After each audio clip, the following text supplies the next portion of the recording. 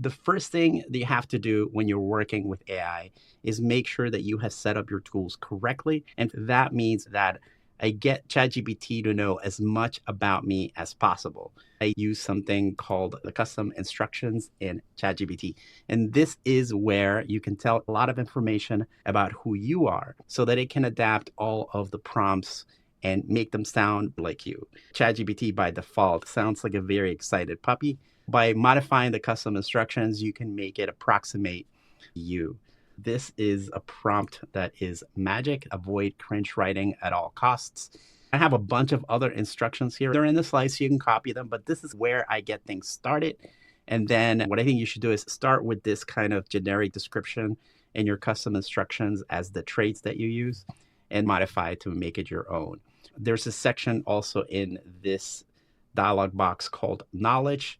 And here's where you want to add specific information about who you are and what you do. These are going to be global, so they're going to apply to all of your chats.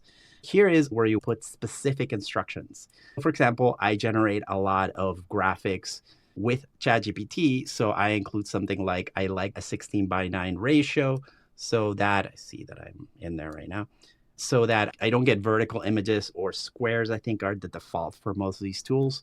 So by including those instructions, it makes a big difference in anything that the tool automatically does. I put in my dog's name, other information like your email signature, to your social media accounts. The tool's going to absorb those and have them ready for you whenever you need them. To get to those, you go to this section right here and you go to personalize. And that's where that form is, where you can add all those things. If you modify this, it will only apply to new chats. ChatGPT is designed to learn from everything that you do with it.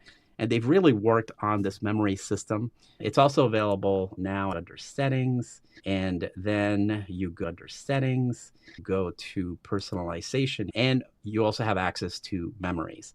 Now, lately, ChatGPT is automatically able to reference all of your previous chats. I don't know exactly how it works on an individual prompt, but if you have this option on, then it's able to reference previous conversations that you've had with it. That's great. You can turn it off if you don't like it. Reference saved memories is important because you're able to tell it specific things that you want it to remember. And it's also automatically going to pick up things you have told it in the past. The difference between custom instructions and memory is that custom instructions is where you explicitly tell it how you want it to function.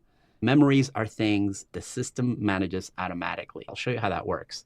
If you come over here and you say, remember, just like Spock, right? That my favorite pet is a Boston Terrier. When you include this word remember, it's a special keyword that causes it to generate a memory on purpose. Oftentimes, you'll just be working with ChatGPT and you will see that it will generate a memory automatically. Notice it says update saved memory. Normally, it would say like generated new memory. It says updated because I had been using the same example before since I told it that I like pugs. And now I'm telling it that my favorite pet is a Boston Terrier. It didn't delete or add a new instruction. It actually found one that was already there and it updated it and changed it. And it will do that automatically. The only way you know that it's done that is by looking at the memories, right? Or seeing this little notice right here. But that's how you can get ChatGPT to remember things. You can put them in custom instructions. The difference is that updated memories will automatically apply. And look for this icon. And then you can always click on manage right here. And under manage, you can see all the instructions, most likely the ones they created automatically without any input from you. Now you can come in here and delete them, but you can't create them. Every once in a while, you want to come in here and clean things up. You don't want it to remember.